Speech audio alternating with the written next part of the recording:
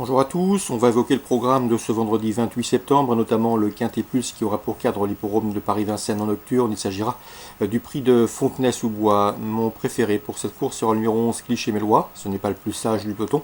Il a en effet été disqualifié à 8 reprises lors de ses 12 dernières courses, mais il avait bien gagné cet été au Mans puis à Vichy. À mon avis, s'il s'installe en tête, il peut les emmener loin. On lui posera le numéro 18, Charlie Delaunay, qui s'élancera avec la confiance de son entraîneur Laurent David. Le cheval réalise une excellente saison. Il a déjà signé 7 victoires acquises lors de ses 9 dernières prestations publiques. Il revient à Vincennes avec des prétentions. Sachez également qu'il sera mieux sur la petite piste que sur la grande, où il a tendance à peiner. Le numéro 6, Cyclope d'Ostal, mérite Greny, crédit également. Il n'a pas gagné depuis plus de 2 ans. C'est un cheval qui reste sur 2 podiums à Pornichet et à Laval. Il sera pieds nus et sa chance est prépondérante. Le numéro 10, Bonefish Life, a des références à faire valoir sur notre sol, et notamment à la Capelle où le cheval a brillé dernièrement. Sachez que Franck Nivard sera son pilote, que le cheval est bien placé au premier échelon de départ.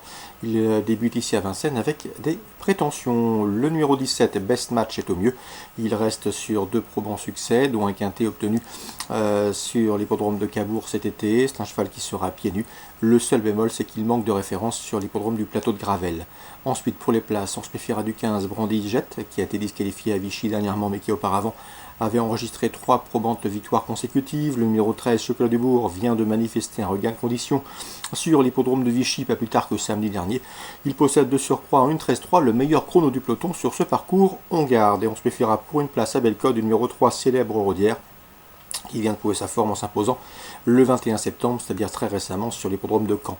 Résumé chiffré, le 11, coup de poker gagnant en tête de sélection, devant le 18, Charlie Delaunay, que j'aime beaucoup. Ensuite, pour compléter ce choix, le 6, le 10, le 17, le 15, le 13 et le 3.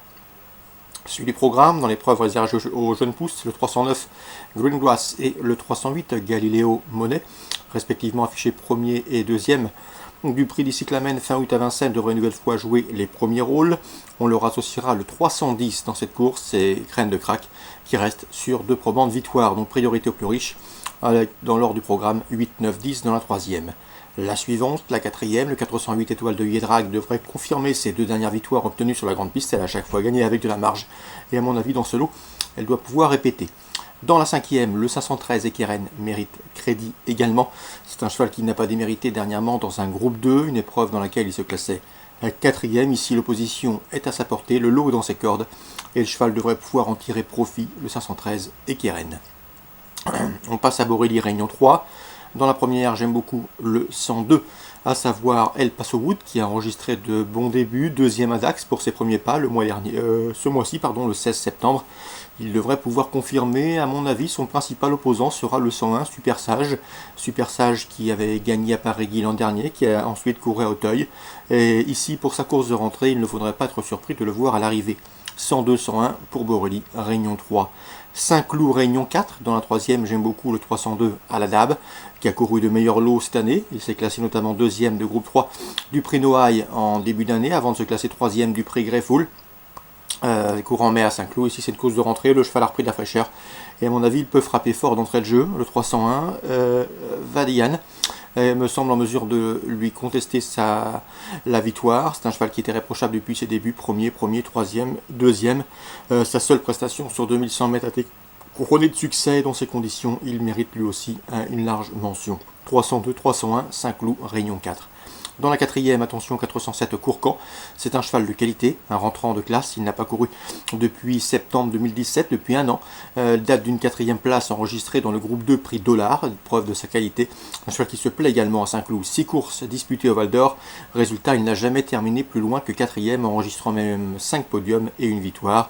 Notez qu'il avait pris la 2e place du prix du Muguet l'an dernier sur ce parcours. À mon avis, il faut le suivre d'entrée de jeu.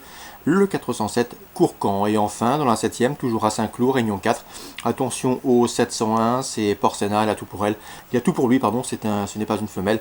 9 courses à réclamer pour Porcena. Résultat, 6 victoires, 2 places de deuxième. Bref, 8 sur 9 sur le podium pour ce 701 Porcena qui devrait soigner ses stats à l'occasion de cette prestation réclamée. Et on termine par Argentan, Réunion 5.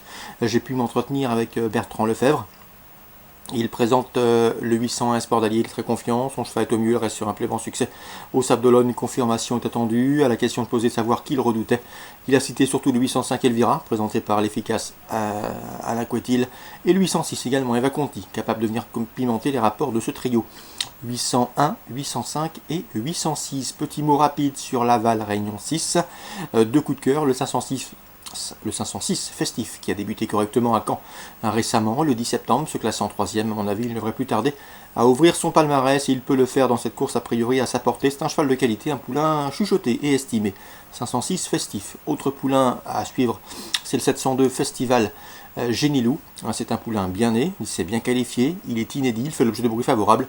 Dès lors, mieux vaut donc s'en méfier d'entrée de jeu de ce 702 Festival Génilou. Donc pour Laval Réunion 6, je vous invite à suivre le 506 Festif, mais également le 702 Festival Génilou, lequel fait l'objet de bruits intéressants. Voilà pour les infos de ce vendredi 28 septembre. Bonjour à tous, bonne journée, rendez-vous demain.